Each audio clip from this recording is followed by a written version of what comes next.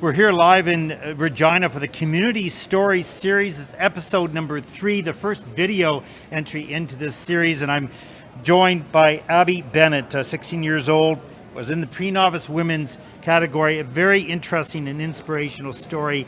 Abby, I'd like to ask you a little bit about some of the challenges you had. You had some illnesses before COVID started, in fact. Can you tell us a little bit about that and that discovery? Yeah, back in 2018, I wasn't feeling very well during my practices. I was always exhausted after. And after a trip to the doctors, we discovered that I was suffering through a life-threatening illness called leukemia. And that meant I couldn't skate anymore, and I had to take a year off of skating.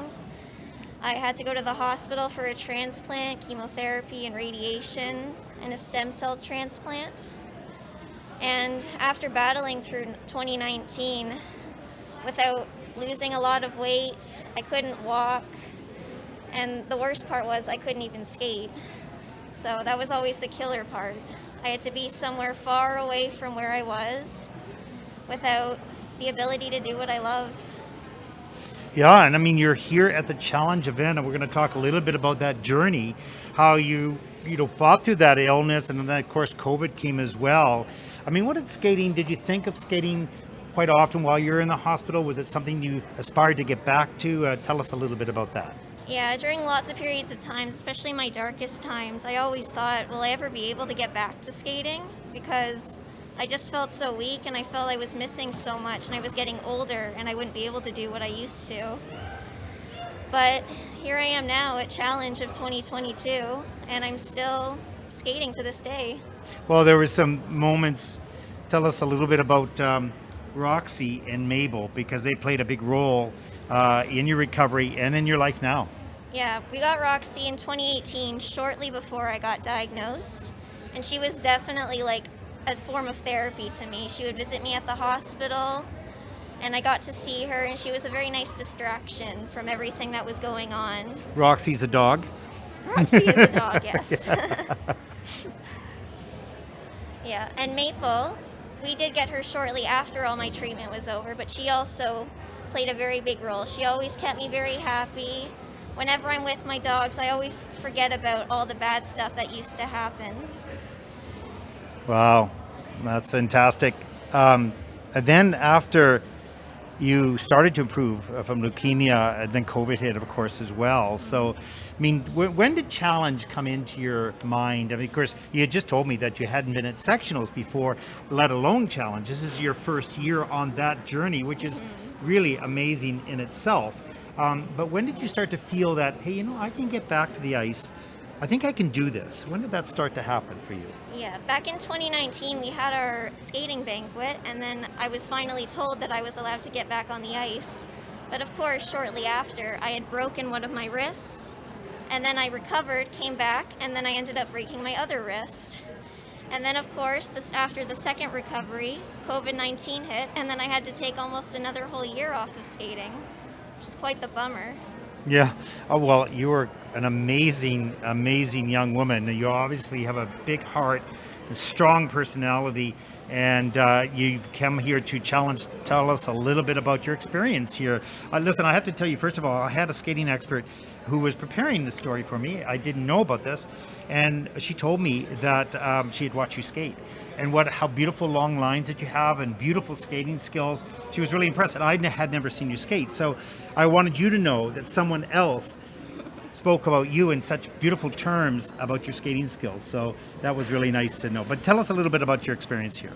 Yeah, the biggest competition I have ever attended was Minto, which was only a 5-hour drive away, but this is my very first ever destination competition, which feels like a big deal. Gets me so much more nervous, but I'm really honored to be able to come here to Regina to compete with some of the best skaters in our province. Does it inspire you to continue on and to push more? Yeah, with the older age, I always feel the determination that I got to keep pushing harder than everyone else since of all the time that I've lost. But what do you love most about skating? I mean, skating has so many great sensations. You get to fly on jumps, and you get to spin, and then music plays, and you get to perform to music. And what is it you most love about skating? There's just so many things. I can't just name one. I've been skating ever since I was little, and I've done hockey, I've done skating with my friends and family. It's so hard to describe. Yeah, it's such a beautiful sport, such a difficult sport. I think it's one of the things that's attractive to people is that it's not easy. And so when you accomplish an element, it's a great feel. What is the element in which you landed first that gave you the most joy? Probably the axle. That was one of the harder jumps that took some of the longest time to perfect and get well, quality, everything. And I understand you're getting close to the double axle now. Yeah, it's been a long time, and then with the off break, I had to start back from zero, but I'm starting to get up there once again. Now your coach Nancy is just off the set here. Tell me a little bit about how important she is to you. Very important. Without my coaches, I don't know where I'd be. I'd probably be struggling a lot harder than I am right now. They're the ones who teach me everything I know.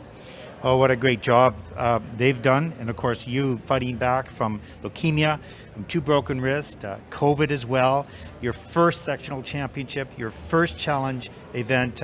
Congratulations on the battle. We wish you the very best in moving forward. It's quite an inspiring story.